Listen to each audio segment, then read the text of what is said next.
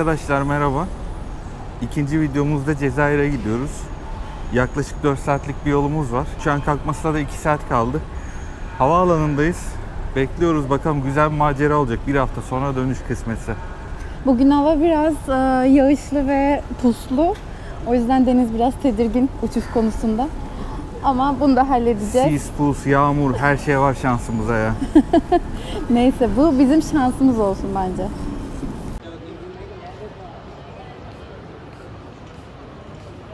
Şimdi uçağa bindik.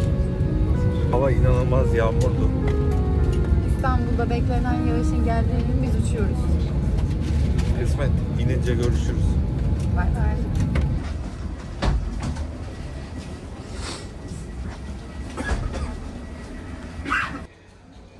Bitti. Aa, bitmedi. Burası da var. Daha vize. Cezayir'deyiz. Bavulları almaya gidiyoruz. 12'deymiş. İstanbul 12'de.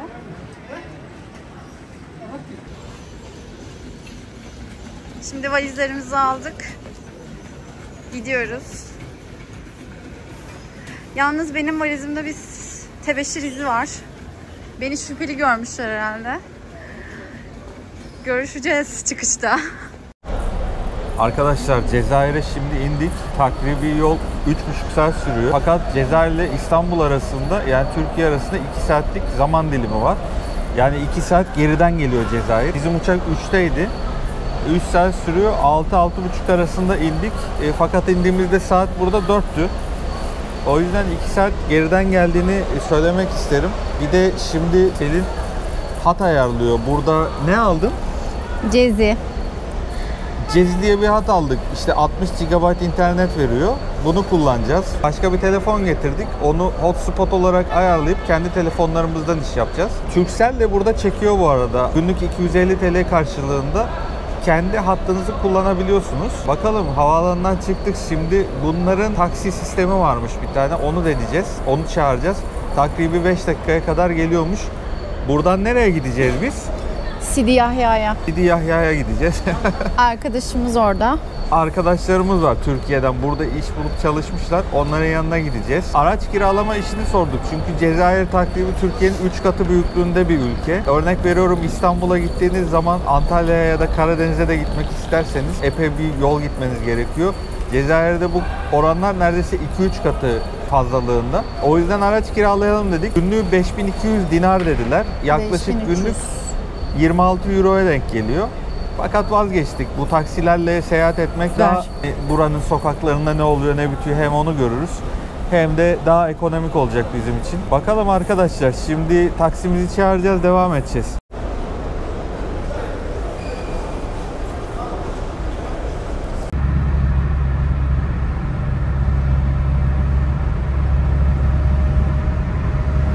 Evet, havaalanından taksiye bindik. 2500 dinar. Şimdi Sidi Yahya'ya gidiyoruz. Takribi bir 40 dakika yol sürecekmiş. Geçen hafta Uber yasaklandığı için Yasir'i kullanamadık. Eğer kullanabilseydik 1000 dinara Sidi Yahya'ya gidebilirdik. Şoförümüz.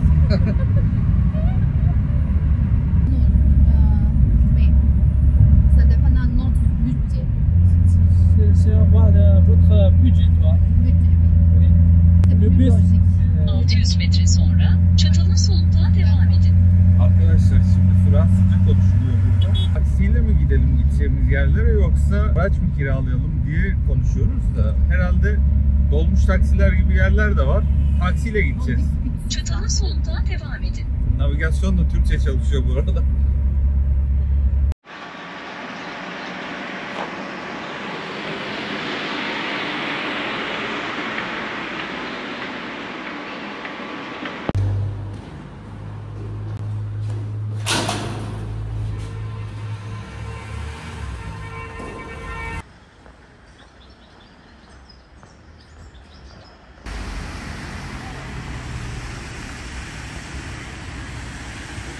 Arkadaşlar merhaba. Bugün Hidra'dayız ilk önce. Çünkü buraya dolarımızı bozmak için geldik.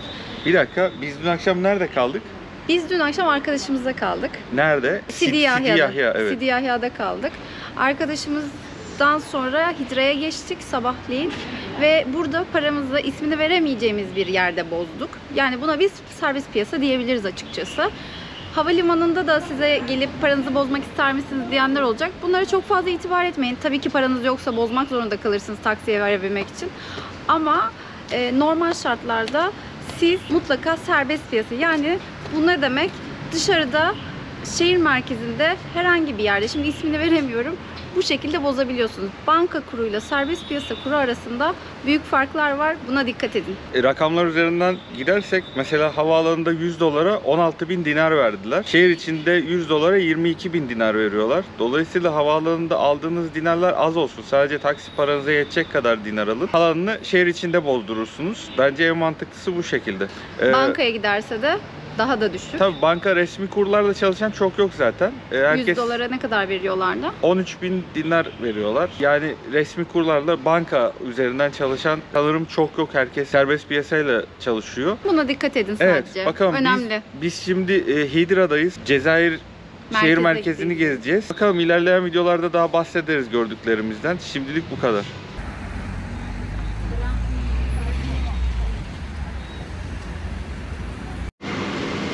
Şimdi Cezayir merkeze Yasir diye bir uygulamayla gidiyoruz.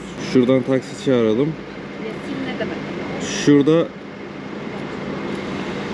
taksiciyle iletişim kuruyor şimdi. Uygun olursa gelecek bize, ki uygunmuş.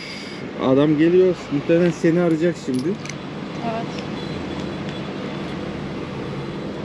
Yasir de Cezayir'in Uber uygulaması. Evet, arıyor. Alo.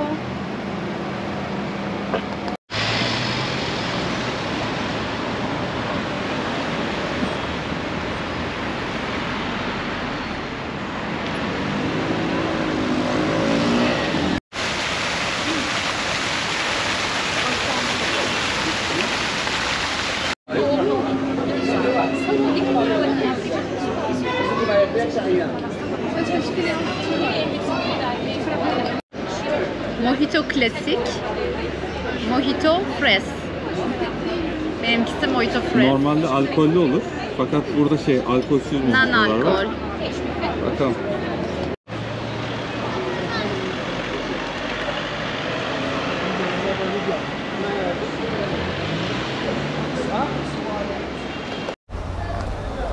Evet arkadaşlar, şu an Cezayir merkezdeyiz. Arkamızda görüyorsunuz Cezayir'in en görkemli, en meşhur binalarından La Grande Poste var.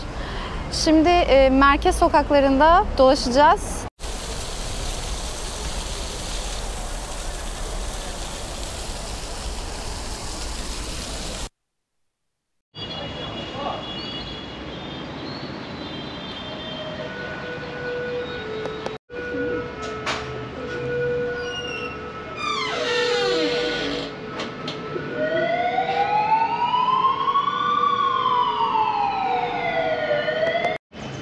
Şimdi az önce başıma şöyle bir olay geldi. Hidra'dan biz Cezayir merkezinde Uber taksi gibi Yasir taksilere bindik. İndiğimiz yerde de ben adama 4.000 dinar verdim. Aslında 390 dinar tutuyormuş. 4 tane binlik verdim adama. Ben o binlikleri 100 dinar gibi gördüm. Adam bana geri verdi. 3000 dinarı, bir de 1000 dinarın üstü 600 dinar verdi. Dedi ki ben hani Müslümanım, hak yemem. O yüzden bunları geri veriyorum. Siz de dikkatli olun dedi. Bunlar 1000 dinar dedi. Teşekkür ettik, ayrıldık. Öyle bir anı geçti. Bandırma'daki 40 merdiven diyebilir miyiz? İşte.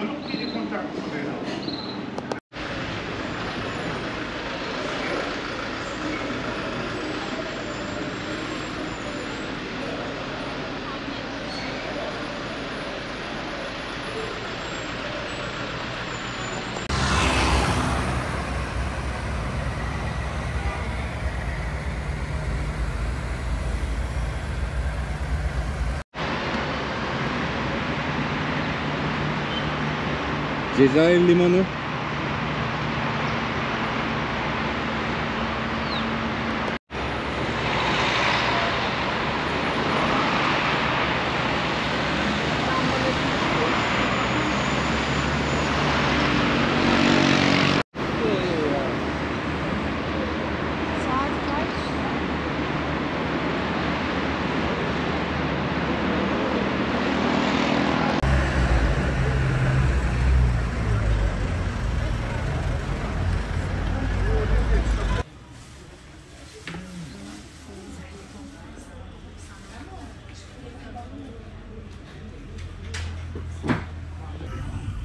arkadaşlar. Şimdi biz taksideyiz. Notre Dame I say d'Afrique. cheese or no? Huh? Say cheese or no? No, we are making a video. Yeah, I don't know. Okay, I know. you can make cheese, okay? You can say cheese. For YouTube, okay? We are Okay. making video for YouTube. Şimdi Notre Dame d'Afrique'ye gidiyoruz. Fakat bu taksiye girmeden önce biz Yasir uygulamasından defalarca taksi çağırmamıza rağmen herhangi bir taksiye ulaşamadık. Bu yüzden yeni bir uygulama var Cezayir'de. Hatch diye. Hatch uygulamasından bir taksi çağırdık ve Argesan'tan yani Cezayir'in merkezinden Notre Dame d'Afrique'ye kaç dinardı? 540. 540 evet. 540 lira gidiyoruz. Bakalım devamı sonra. Evet. Görüşeceğiz. Name is Abdullah too. Okay. Tu sais, mon père, le nom de mon Call père. him Abdul. Abdul. It's c'est une abréviation. Abréviation. Oui, c'est ça. Kısaltmasını söylüyor isminin. Adı Abdullah ama diyor ki bana kısaca Abdul diyebilirsin diyor. Bu bir kısaltma diyor benim için diyor. Evet. Biz de tamam dedik. Abdul. Abdul'le şimdi Notre Dame d'Afrique'ye gidiyoruz. Yani orası bir kilise. Çok manzaralı bir yerde. Cezayir'in 5 gibi kapanacak galiba. Bir saatimiz var. Yetişiriz inşallah. Bakalım. yetişmeye çalışacağız inşallah. Gerçekten bir yandan da trafik var çünkü Cezayir trafiği hiç bitmiyor. Gördüğünüz gibi sürekli bir sıkışma yaşıyoruz. Dur kalk dur kalk. Bu sebepten dolayı biraz tereddütteyim açıkçası, yetişebilecek miyim?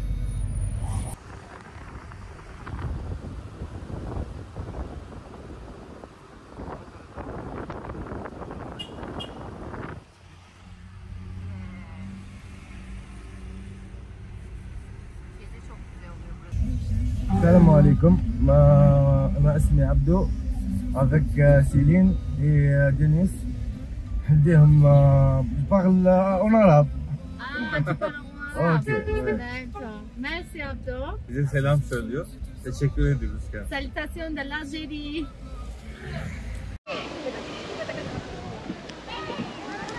Nereye geldik? Notre Dame d'Afrique. Notre Dame d'Afrique'ye geldik. Şimdi Bayağı burası yukarıda galiba. büyük bir kilise burası ve evet bayağı bayır bir yerden geliyorsun. Gördüğün gibi şurada muhteşem bir manzarası var. Gel açık hala girelim.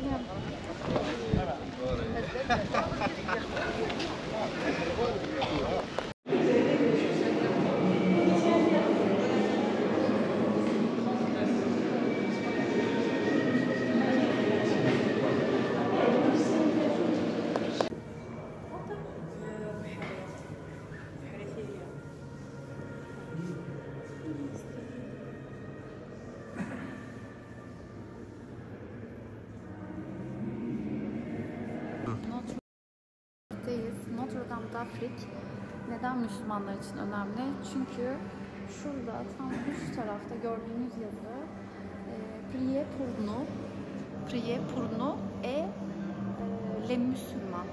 Yani ne demek istiyor? Meryem Ana bizim için dua et hem de bütün Müslümanlar için dua et diyor. Bu yüzden halk arasında da Madame Afrika olarak biliniyor burası ve çok büyüleyici bir yer.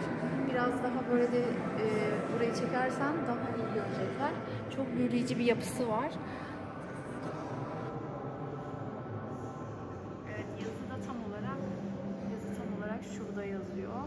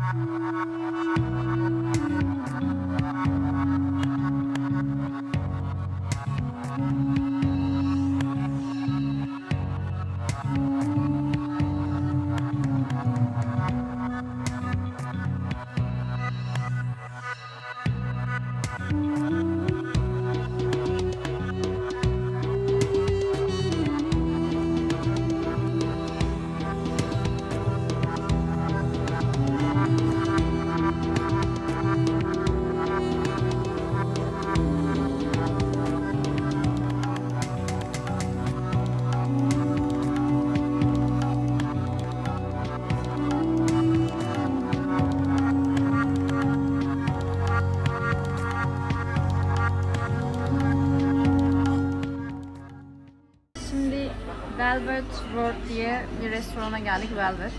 Bu Benetton Shopping Center'da bir restoran. Burada dünya yemeklerini bulabiliyorsunuz. Tavuk, et, sushi hepsini görebilirsiniz menüde. Biz şimdi ne yiyeceğimize karar veriyoruz. İlk girişteki sıcaklarda börek var. Tunus böreği. Ben onu denemek istiyorum. Diğerlerine de bakacağız şimdi. Fiyatlar nasıl? Fiyatlar AVM'de bir restoran fiyatına göre normal görünüyor. Birazcık belki bir tık şey yapabilir ama Türkiye ile çok farkı yok. O zaman en son hesap öderken tekrar paylaşırız. Evet.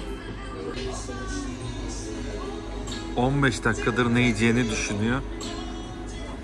Bak Aljeryan var. Ben Cezayir'e ilk gelişim. 1 dakikada ne yiyeceğimi seçtim. Ne yapalım? Ne yapalım? Seçemedim, yorgunum. Okumam lazım. Hepsini sayfa sayfa okumaya çalışıyorum yani. Bu arada ben resimlerine bakarak seçtim sadece. Peynirli, Brezilya, Yunanistan, Avustralya, Amerikan, Ben ona yemek seçiyorum. Hawaii, Ülkeleri sayıyorum. Kanada. Sıkıntı yok. Evet, benimki gerçi, benim siparişim Brick Tunisien diye geçiyor. Yani Tunus böreği. Bunun içi böyle kıymalı ve karışımlı bir şey ama çok lezzetli. Ben çok seviyorum. O yüzden ama burada hiç yememiştim. Şimdi deneyeceğim. Bakalım tadı nasıl. Ben de İtalyan yemeklerinden bir tane bir şey söyledim. Görüyorsunuz, ya anlatamam. Çok güzel. Hem tavuk, hem et, hem kıyma her şey varmış içinde. Fotoğrafta göründüğünün tam tersi geldi. Böyle gözükmüyordu ama güzel yemeğe benziyor. Bakalım. Göreceğiz şimdi. Arkadaşlar şimdi Nutella'nın fiyatını check ediyoruz. Gördüğünüz gibi fiyat 2100 dinar. Türkiye ile karşılaştırdığımızda bir Nutella, 1 kilo Nutella 450 TL'ye yakın bir fiyatı var. Bence Türkiye'deki Nutella'ları öpüyoruz, başımıza koyuyoruz, yanında falan yatıyoruz. Peynirler aşağı yukarı 50 TL ama hepsi Fransız malı. Fransa'dan geliyor. Zeytinyağlarına bakalım. Şimdi bunlar zeytinyağıysa 1 litresi 1200 dinar. Yani 350 liraya 300 falan liraya yakın. falan geliyor bunlar. 350 hatta. Yani 300. Aynen. Evet, ama bunlar daha ucuzmuş mesela. Ama o zaman da bunlar iyi zeytinden yapılmış olmuyor. İşte bu Muhtemelen. ucuzluk da kalitesini düşürüyor. Fiyatı ise 145 dinar. 29-30 TL. 29-30 TL ama Türkiye'de zaten hemen hemen bu fiyatlara süt fiyatları aynı diyebiliriz. Bu ne? Soya Ha, o sütü. başka. Bu başka, o yüzden çok pahalı gördüğün gibi. Yani sütler aslında normal ya, 30 lira falan 1 litresi. Aynen öyle. Başkaları buradan başka şeyler alıyor, biz duş jeli alıyoruz. O nasıl güzel kokuyor. Nasıl Bu duş güzel jelleri kokuyor. başka yerde yok mu yani? Venüs markası görmedim ben ya. Yok işte, ne yapabilirim? Tam almayalım o zaman. Hayır, alacağım. Aldı.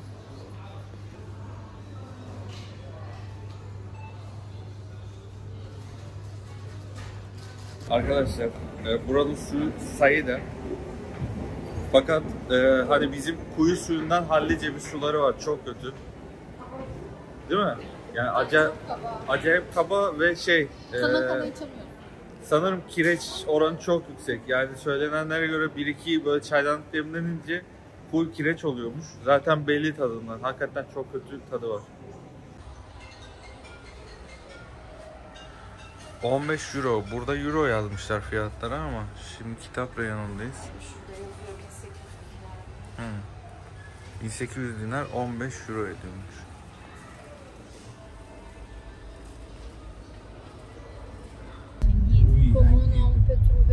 Je sais pas si c'est sur les groupes Facebook où je pourrais vous conseiller un guide. Sur Facebook, vous allez trouver. Elle s'appelle Chouchou Tour. Chouchou Tour. Ouais, c'est une jeune dame, elle a une agence de voyage. J'ai fait moi le tour de la Casbah avec elle. Elle est trop forte. Elle explique bien l'histoire et tout. Chaque journée, il y a un tour. Bon, elle tourne. Il y a le samedi Şimdi généralement. arkadaşlar C'est le samedi, Fransızca konuşuyorlar. Saturday. Elle pourrait vous organiser un tour juste pour vous. Muhabbetlerin galiba. en Türkiye au samedi. D'accord, le samedi prochain. D'accord. Je sais pas. C'est pour ça. Peut-être que je pourrais vous trouver un sur Facebook. Vous avez essayé de voir sur Facebook? Ils font les annonces. Arkadaş ismi İlyas. Ilias, oui. Türkiye'ye gelmiş. Bir 15-20 gün kalmış Türkiye'de. Antalya'ya gelmiş. Çok sevmiş hatta Türkiye'yi. Böyle denk geldi şimdi.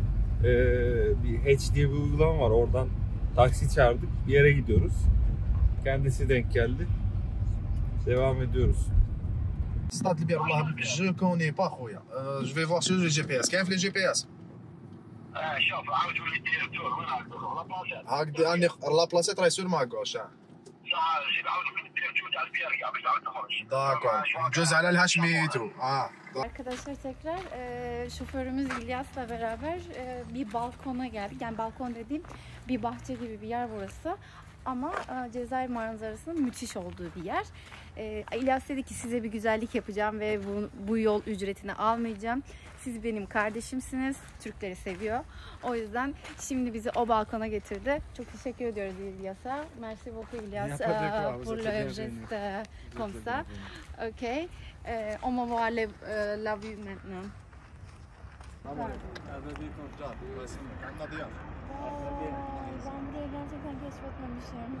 Manzara çok güzel. İlyas'ın yaptığı güzelliğe bakar mısın?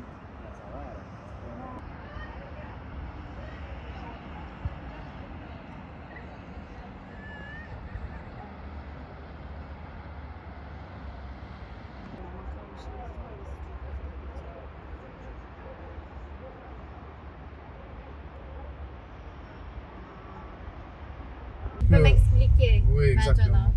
Le nom Safer, il y a beaucoup, je l'ai beaucoup entendu en Turquie. Et le nom de Safer, Tu c'est dis exactement. Zafer. Zafer, exactement. Ma mère, elle est d'origine Ici. osmanienne. Donc, ici, on dit Safer. Eux, c'est Safer Tabi. Şimdi Et ils ont trouvé le même kimle prénom görüşsek en Osmanlı'nın Turquie. Türkiye. Osmanlı'dan geliyorlarmış. O soyları Osmanlı'ya dayanıyorlarmış. Hem Zafer anne tarafı hem baba tarafı. evet. Mesela İlyas'ın da anne ve baba tarafı Osmanlı zamanından kalma. Oradan geliyorlarmış yani. Zafer Safer Tabi. Safer Tabi. Et ici, en Algérie, les gens qui ont des origines osmaniennes, on leur dit Karagla. Karagla. Karela. Oui, les gens qui ont des origines turques. On les appelle les Karagla. Korgul.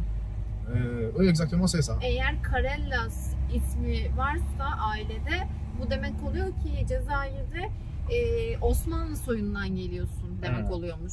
Yani bu şekilde bir şey varmış Cezayir'de. Evet. İlyas'ın da ailesi Osmanlı soyundan geliyormuş. Evet, bu soy isimler onun ailesinde çıkıyormuş. Evet. Yani kütüklerine bakıldığında nüfusta bu şekilde çıkıyormuş. Cezayir'de çok fazla Osmanlı izleri var. Osmanlı torunları da var. Öyle Evet, söyleyelim. çok uzun yıllar Osmanlı burada kaldığı için Evet. onların da işte dedesinin dedesi hep Osmanlı'dan diye o sebepten de soyad benzerliği ortaya çıkıyor. Evet. Hikayenin devamı sonra.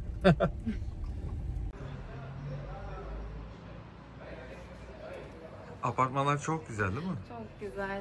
Mimari çok güzel. Fransızlardan kalma. İkinci günün sabahından günaydın herkese. Şimdi Sidi Yahya'da kalıyoruz 2 gündür. Buradan çıkacağız. Havaalanına gideceğiz. Havaalanından bir araç kiralayacağız. Becea'ya gideceğiz değil mi? Becea. Becea'da 2 gün kalmayı planlıyoruz. Takribi buradan 3 saat civarında bir yolu var. 250 kilometre. Araç kiralayarak gitmeyi tercih ettik ama bilmiyorum, şimdi araç kiralamanın şartlarına bakacağız, soracağız. Onları da paylaşırız sizinle. Burada benzin sudan ucuz, çok uygun fiyatları var. Araç kiralamalarına da günlük 26 euro dediler. Yani 5300 dinara denk geliyor. Bulabilirsek, ya uygun olursa araçla gideceğiz, yoksa bu Hatch gibi uygulamalarla taksiyle gideceğiz. Bakalım, detayları paylaşırız sonra.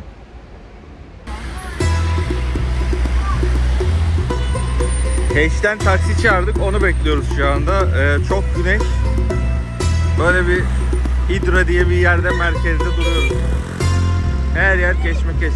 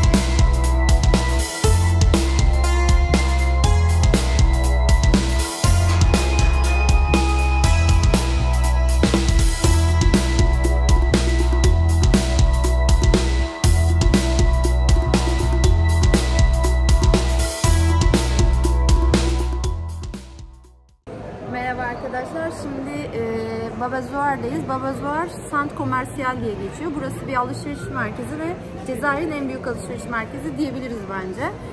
Yemek yiyeceğiz şimdi. Kazbah İstanbul diye bir Türk restoranı var. Oraya gideceğiz. Deniz'in midesi biraz kötü oldu Cezayir yemeklerinden. Dünden beri farklı lezzetler tadıyoruz. Yani midemiz biraz sıkıntılı oldu da şimdi Türk restoranı bulacağız. Lahmacun, pide, kebap falan varmış. Orada bir şeyler yiyeceğim. Görüşürüz. Nereye geldik şimdi? Kazbah İstanbul'a geldik. Kazbah İstanbul, Cezayir'deki Türk restoran zincirinin ismi. Bir restoranları da Babazoar'da var, alışveriş merkezinde. Şimdi sipariş vereceğiz, ona bakıyorduk tam da. Ne yiyeceğiz? Beyti ve İskender yiyeceğiz galiba. Cezayir'de beyti ve İskender'i bulabiliyorsunuz. Bu çok güzel bir ve şey bence lezzetli Türkler galiba. için. Ve gerçekten etleri çok güzel.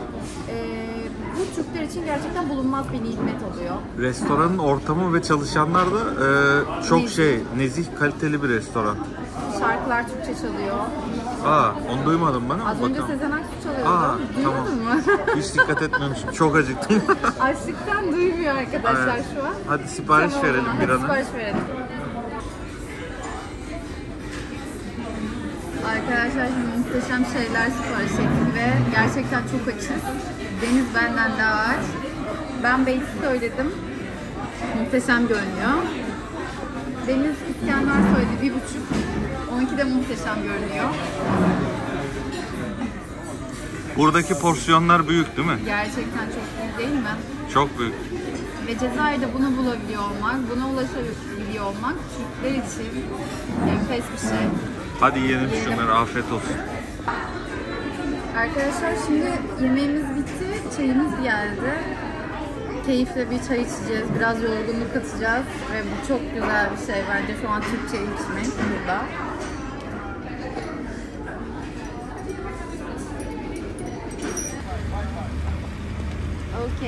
Okay, merci, on attend.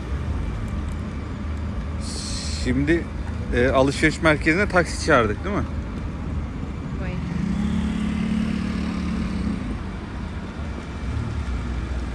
Hangi araba gelecek? Şimdi St. George Oteli'ne geldik. Otel Cezayir diye geçiyor. Kartımızı, otel kartımızı, oda kartımızı bekliyoruz. Ve geliyor. Dananım, evet. Bizim kartımız.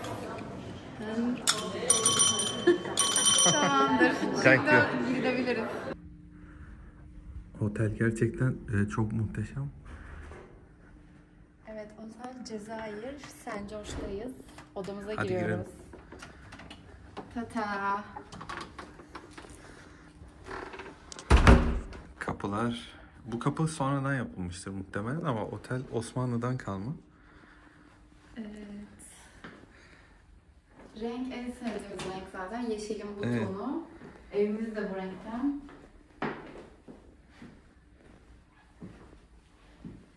Şurada gizli bir bölme gibi bir Orası şey var. neresi acaba? Açalım. Gardırop olabilir. Evet, burada askılar. Diğer bölmede de kasa. Tabi burada kalanlar herhalde çok zengin ki iki tane kasa tane yapmışlar. kasa var. Evet, burada zenginler kalıyor demek ki. Kapılar bu arada herhalde ses geçirmeyendir ya da eskiden böyle miydi acaba Yok, kapı? sanmıyorum. Yalıtım yapmışlar. Çünkü çok Şurada ne var? Kapı Şurayı ince. aç bakalım. Çok korkuyorum. Şu an içinden ne çıkacak? Burası neresi hakikaten ya? Bir dakika dur, açıyorum. Allah, bir kapı daha var. Yan odaya mı gidiyor? Vallahi yan Dur bir odaya dakika, gidiyor. açayım mı? Hayır açma, başına başkasının odasına geçiyordur. Öyle mi? Yapma açma.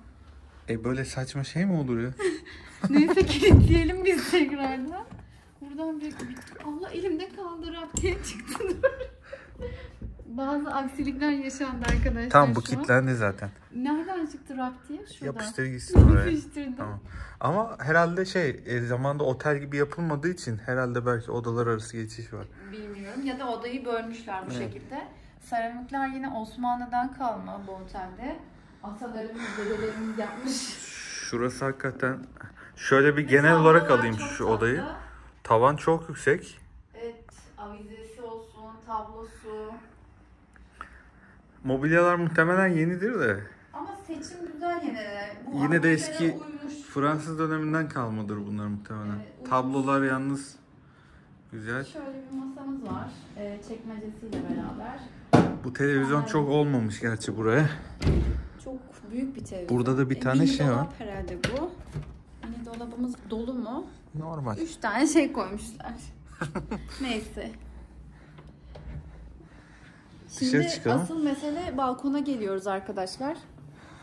Şu perdeyi biraz çekebilir misin? Bence perdeyi komple açalım ya. Evet, şöyle görelim şurayı. Şeye baksana ya. Pencerenin oymasına. Bu pencere işte Osmanlı'dan kalmadır yani. Evet, Osmanlı'dan kalma bir pencere. Ve balkon. Taşlar. Ve panjurları hiç Çok iyi değil mi ya? değiştirmemişler. Renk tonu yeşil tonlarında ve ahşap. O kadar eski bir ahşap ki zımpara bile atılmamış yani. Bakayım. Dokunalım. Evet. Ve taş duvara bakar mısın? Çok tatlı. Evet. Ya bildiğin taş duvar burası. Bu zaten otel, taş otel.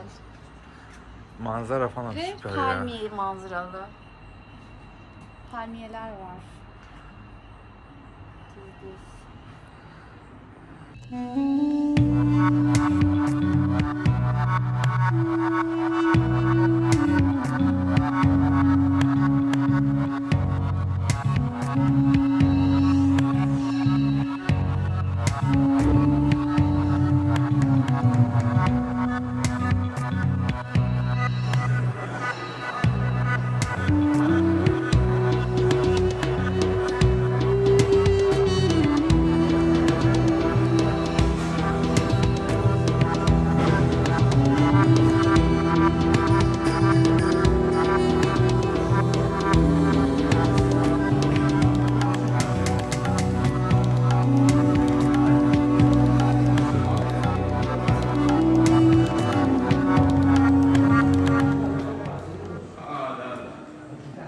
Kim bu insanlar? Neden fotoğrafları duvarda asılı bu otelin duvarında?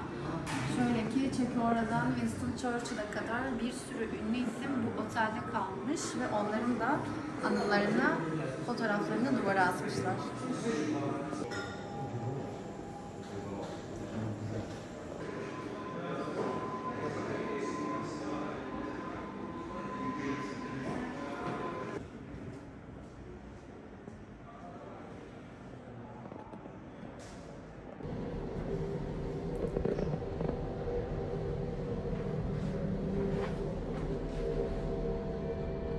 Yorulduk ama.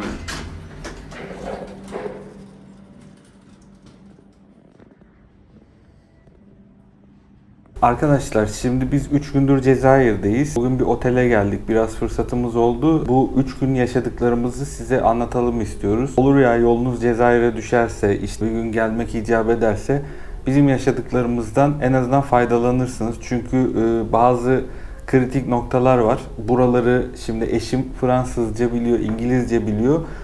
Bu ülkenin insanları İngilizce bilmiyorlar. Türkçe de çok az biliyor. Çok Türkçe de zorlanır bilmiyor. değil mi gelenler? Yani bilmiyorlar. sadece İngilizceyle zorlanabilirler. Evet, sadece İngilizceyle zorlanabilirsiniz. Fransızcanız varsa Süper. Her türlü anlaşabilirsiniz. Çünkü herkes burada Fransızca konuşabiliyor. O yüzden biz bayağı böyle derin sohbet etme fırsatları bulduk insanlarla. Şimdi ilk 2 gün biz Sidi Yahya'da kaldık. Bandırmadan bir arkadaşımız vardı. Onlar çok sağ olsunlar bizi ağırladılar. Evet. Güzel bir zaman geçirdik Evet. Sidi Yahya'da. Gündüzleri zaten biz geziye ayırdık. Akşamları yine arkadaşlarımızla zaman geçirdik. İlk 2 günde ilk önce Cezayir'in merkezine gittik. Çünkü ben daha önce burada yaşadığım için biliyorum fakat Deniz bilmiyordu. O tarihi yerleri, Fransız evlerini, tarihi mahalleleri görmesini istedim ben. Çeşitli videolar zaten çektik. Sizinle paylaşacağız hepsini. Daha sonra yemek... Para bozdurduk ilk etapta. Yemek mi para mı? Para. Paranın videosunu çekmiştik ama biraz detaylı istersen bahsedebiliriz burada. Çok kısa o zaman bahset. Olur. Yani şöyle, şimdi havaalanına indiğiniz zaman başınıza şeyler geliyor, insanlar geliyor. Diyorlar Getto ki, gibi. Dolar change toplanıyor. yapmak ister misiniz diyorlar. Yani $100'la genelde herkes işlem yapıyor. Cezayir'in para birimi dinar. Fakat iki şey var, kur var. Bir merkez bank resmi kur var. Bir de gayri resmi serbest piyasa kuru var. Şimdi bir de onun da farklı bir kuru var. Havaalanındakiler ortadaki kuru kullanıyor. Yani resmi kur 100 dolara 13.000 dinar veriyorsa havaalanındakiler 16.000 dinar veriyorlar. Fakat serbest piyasada işte biz Cezayir'in içerisinde bozdurduk 22.000 dinar verdiler. Karmaşık bir döviz sistemi var. Aklınızda olsun, havaalanına geldiğiniz zaman sadece taksi parasına yetecek kadar dinar bozdurun oradaki change yapan kişilerden. Zaten muhakkak başınıza gelirler. Sonra şehir içlerinde hani bir iki kişiye sorarsanız size gösterirler. Daha yüksek kurdan paranızı bozdurabilirsiniz. Her yerde dinar geçiyor. Burada ülkede post cihazı diye bir şey yok. Ülkede başka yabancı banka da yok. Sadece kendi bankalarını kullanıyorlar. Kendi bankalarının bir post cihazı var. Post cihazında da sadece kendi bankalarındaki banka kartlarını kullanabiliyorlar. Kartı. Yani bankalar... Cezayirliler için o da. Cezayirliler için bankalar kredi kartı vermiyorlar. Sizin kredi kartlarınızı da kullanamıyorlar. Dolayısıyla insanlar post cihazını daha bilmiyorlar burada. Tomarla parayla geziyorsunuz. Her yerde nakit para geçiyor. Nakit para harcıyorsunuz. O yüzden biraz aslında zorlanıyor insanlar. Çünkü cüzdan böyle bir bozuk para ve normal kağıt para şişiyor. Tabii. Onun haricinde taksicilerden biraz bahsedelim istersen. Bahsedelim. Onlar da ayrı bir meseleler. Yani biz mesela şimdi havaalanından araç kiralayalım istedik. Araçla Beja diye bir yer var burada. İşte yaklaşık 300-400 kilometre mesafeli. Turistik dağ, bayır, işte daha çok bizim Erdek Kapıdağ bölgesine benzeyen, hatta belki daha güzel olabilir. Maymunlar olan. Maymunlar falan olan bir yere gidelim istedik ama yani yol 300 kilometre, navigasyonuna bakınca 3 saat civarında gösteriyor. Fakat yerel insanlara sorduğumuzda bazı yollar, yani otoyollar bittikten sonraki bir kısım çok bozuk olduğunu söylediler ve takribi araçla gidersek 6-7 saat sürebileceğini bahsettiler. Dolayısıyla biz de uçak bakalım dedik. Yani aslında her büyük şehire bir tane havaalanı yapmışlar. Uçakla ulaşım kolay ve ucuz, fakat uçak da bulamadık. Bu Uber gibi Hatch uygulaması var ya da Yassir uygulaması var. Bunları videonun altına açıklama olarak yazarız. Siz de bakarsınız. Bu uygulamalarla Cezayir'in içerisinde istediğiniz her noktaya şehir değiştirerek bile gidebilirsiniz. Ve fiyatları taksilere göre 1/3 oranında az. Muhakkak geldiğiniz zaman bu uygulamaları telefonunuza kurun. Onu kullanın. De biz Cezayir'e ilk indiğimizde havaalanında ne buranın hattı? 2 tane hattı var. Biri Cezi, biri Oredo. Bu iki hattan birini alabilirsiniz ve interneti o şekilde kullanabilirsiniz. Yaklaşık 50 GB falan internet aldık değil mi biz? Ben 60 GB aldım. O da 2300 dinara denk geldi. Bir hafta için zaten çok yeterli bir limit. Evet, yani onun hotspot'unu açarak iki telefonda da kendimiz internet işini öyle giderdik. Dolayısıyla uygulamalar falan internet gerektirdiği için onu kullanıyoruz. Yani size de önerimiz, şimdi Turkcell kullanıyoruz. Turkcell Cezayir'de günlük 250 TL verirsek Türkiye'deki hatlarımızın aynısını kullanmamızı taahhüt ediyor. Fakat 250 lira işte yaklaşık 5 gün kalacağız. Biraz maliyetli geldi. O yüzden hat almak daha mantıklı. Bir de Uber bu Hatch uygulamasından taksi çağırdığınız zaman sizi geri arıyorlar. Dolayısıyla yerel bir hat olması her zaman daha avantaj oluyor. Tabii nerede olduğumuzu soruyor taksici. Ona göre geliyor. Tam noktayı buldurabilmesi için mutlaka hemen geri sizi arıyorlar. Tabii. Onun da kısa videolar çektik. Onları da bu videonun içerisine ekleriz. Onun dışında istersen sen biraz yemeklerden bahset. Yemekler şöyle. İlk geldiğinizde tabii çok daha farklı gelebilir yemekler. Tatlıları çok daha tatlıdır. İşte yemekleri biraz daha baharatlıdır. Ya da kişnişi kullandıklarını söyleyebilirim çorbalarında. Kişnişle maydanozu ben ilk geldiğimde ayırt edememiştim. Eve geldim, bir baktım çok daha böyle kerevizimsi bir koku. Maydanoz yerine kişniş almışım. Bu ilk şoktu benim için. Sonrasında artık koklayarak maydanoz almaya başlamıştım. Onun haricinde yemeklerle alakalı çok da böyle aşırı çok farklı yemekler yok. Bugün sadece biraz karışıklar, kuskus gibi, kuskus gibi çok böyle üstüne çeşitli sebzelerin konulduğu bir yemekleri var. Her cuma onu yiyorlar mesela. Bu biraz benim için farklı.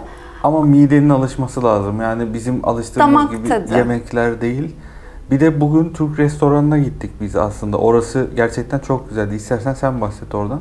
Evet, orası bir restoran zinciri, bir Türkiye ait. Birçok noktada bulabilirsiniz. Cezayir'de Kazbah İstanbul diye bir restoran ismi ve biz AVM'deki yerine gittik. AVM'deki yerinde tabii daha büyük diğer yerlerine göre ve daha ilk yeri orası. Deniz de çok beğendi yemekleri. Etleri çünkü Gerçekten. çok iyi Cezayir'de. Kırmızı et olayı çok iyi. Hayvancılık iyi bu konuda. O yüzden lezzetli geldi bize. Denize de lezzetli geldi. O aradaki farkı aslında Deniz daha iyi anlatabilir. Türkiye standartlarının biraz üzerinde kalıyor. O derece güzel. Bir de buradaki porsiyonlar aklınızda olsun. Hani az yiyen bir insansanız bir porsiyon gerçekten doyurucu. Bayağı 2 kişi falan doyabiliyor. Hani ben normalde Türkiye'deki bayağı bir porsiyona doymadığım için burada mesela dün bir yemek söyledik. Ben bir porsiyonun yarısını yiyebildim. O derece fazla yemekler oluyor. Yemek fiyatları aynı Türkiye ile çok yani aslında Farklılık burası yok. maddiyat olarak yani dinarı TL'ye çevirdiğiniz zaman yaklaşık işte 1 dinar 5'e bölmeniz gerekiyor. O şekilde kabataslak hesaplayabilirsiniz şu andaki kurlardan. Çok arada bir fiyat farkı yok. Yemeklerde, bakkallarda. Dün biraz işte kuru yemişlerden süte kadar baktık. Çok farklı değil. Evet, benzer Aynı fiyatlar. markettekilerde de. Sadece burada biraz bir zeytinyağını ya da zeytini Çok belki farklı. aynı zeytindir ama farklı yapıyorlar. Bize hitap Yok, etmiyor çok kesinlikle. fazla. Hani ben beğenmedim açıkçası. Bizim damak tadımıza uygun değil. Zeytinyağı ve zeytin kesinlikle çok farklı. Türkiye'deki harika. Ülkede kesinlikle bir teknoloji açığı var. Gıda açığı var. Yani iyi bir zeytin burada üretip ya da işte Türkiye'den getirip satarsa ya da dediğim gibi ülkede hiç post cihazı yok. Bir gün bu ülkede teknoloji ilerlemeye başlayınca hani gerçekten bu işin başı çeken insanlar burada ciddi paralar kazanıp işler yapabilecekler. Şu anda Türkiye'den gelen birçok Türk firması burada işler yapıyor. Daha çok bayındırlık ve altyapı işlerini Türkler burada üstlenmiş. Büyük firmalar burada birçok şantiyesi var. Fakat Cezayir hükümetini aslında şu yönden ben açıkçası tebrik etmek isterim. Çünkü çok milli bir politika izliyorlar. Örnek veriyorum, bir yol yapılacak. Yol 100 milyon euro tutuyor. Fakat bu yol işte tarlalardan, tarım arazilerinden geçecek. Devlet buna diyor ki buradan geçirme, dağları delelim. İşte 10 tane viyadük yapacağımıza 30 tane viyadük yapalım. Maliyet 800 milyon dolara çıksın ya da yani 10 katına çıksın. Ama bunu bu şekilde yapalım diyorlar. Çünkü tarım arazilerimiz gitmesin istiyorlar. Bir başka şey de mesela buradan biriyle evlendiğiniz zaman asla vatandaşlık alamıyorsunuz. Yani ne parayla alabiliyorsunuz vatandaşlığı ne buradan biriyle evlendiğiniz zaman asla alamıyorsunuz. Gayrimenkul de alamıyorlar. Yani işte ben 1 milyon dolar verdim bana vatandaşlık versin diye bir şey yok. Kesinlikle Cezayir vatandaşlığı satılmıyor ya da herhangi bir sonradan alınmıyor. Burada biriyle evlendiğiniz ev alacaksınız. Kesinlikle Cezayirli vatandaşın üzerine evi alabiliyorsunuz. Ya da burada bir iş kuruyorsunuz. İşinizin %51 hissesi bir Cezayir vatandaşının üzerine olması gerekiyor. Yabancılar burada iş de kuramıyorlar. Galiba bu kanun 2015 yılında çıkmış. Bu yönleriyle ben oldukça sevdim. Fakat bunun getirdiği handikaplar var. Handikaplar, eksilikler de işte bankaların dışı açık olmaması. Yani buradan bir dinarı alıp siz dışarıya çıkartamıyorsunuz. Ya da buradan işte banka aracılığıyla bir EFT yapayım, Western Union gibi firmaları kullanayım. Burada yok. Kesinlikle buradan para dışarıya çıkmıyor. Muhtemelen buraya da para sokamıyorsunuz. Bu yönleri aslında kapalı kalmasına sebebiyet vermiş. Mesela burası turizm olarak çok güzel bir yer. Ama hiçbir otel firması gelip buraya lüks bir otel yapmamış doğru düzgün.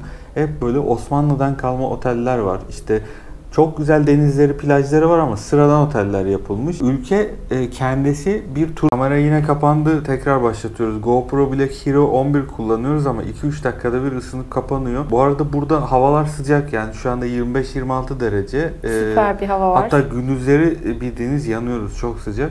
Aslında şu anda işte 15 Kasım'dayız. 15 Kasım gibi değil. Yani fırsat bulabilirsek bir denize girmek istiyoruz burada ama bakalım belki yarın. Ya planladığımız yerlere de aslında gidemedik. Bazı planda değişiklikler oldu diyelim. Mesela Bejeya var galiba. Bejeya.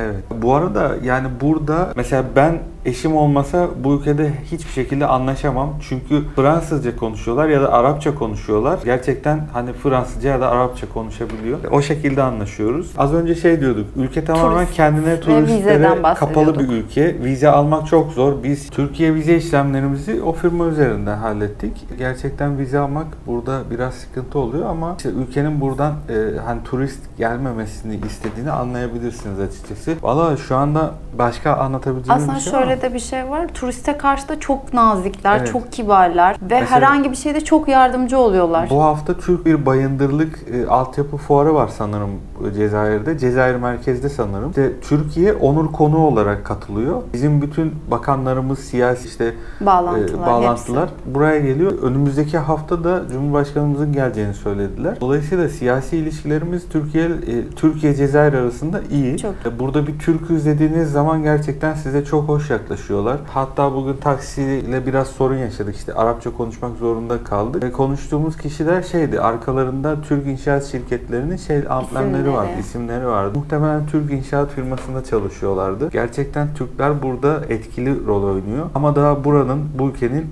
gidecek çok yolu var. Gerçekten teknolojik ve altyapı olarak burada gerçekten yatırımlar yapılabilir. Buna rağmen geldiğinizde bir turist olarak rahatça dolaşabilirsiniz. Çok yardımsever bir halkı var. Her konuda bir şey için durduğunuzda, soru sorduğunuzda mutlaka yardımcı olmaya çalışıyorlar. Mutlaka cevap vermeye çalışıyorlar. Bu benim çok hoşuma gitti. Deniz'in de çok hoşuna gitti. Mesela taksicilerle muhabbet ediyoruz. İlla herkes Türkiye'yi biliyor zaten. Ya da gelmiş oluyor. Tabii kimisinin annesi Türkiye'den ev almış ya da işte Türkiye'ye, Antalya'ya tatile gelmiş. O yüzden bir sıcakkanlılık oluyor. Mesela bizleri sadece Cezayirlilerin bildiği, turistlerin hiç bilmediği balkon dedikleri yerlere götürdüler. Yani full Cezayir manzaralı. hep şey diyorlar. Ya sizi bir yere götüreceğim ama bunun için para talep etmiyorum. Sizler benim kardeşimsiniz diyor. Bizi ekstradan biraz daha gezdiriyor. Yani çok onların bildiği yerlere götürüyorlar. Bu çok hoşumuza gitti açıkçası. Evet. Hatta Instagram hesaplarımızı birbirimize verdik, takip ettik, işte etiketledik, paylaştık. Instagram'dan takip ediyorsanız da görebilirsiniz. Güzel jest yaptılar. Güzel izlenimler bırakıyor bizde Cezayir. Bakalım yarın biz da tavsiye ediyoruz. Tabii yarın da gezmeye devam edeceğiz. Biraz daha dağlık kesimlere ve az insan şehir dışlarına gitmeyi düşünüyoruz. Tekrar gördüklerimizi sizinle paylaşırız. Şimdilik iyi akşamlar. Biz artık otelimizde dinlenelim. Dinlenmeye çekelim. Çok yorulduk. Evet. İyi akşamlar.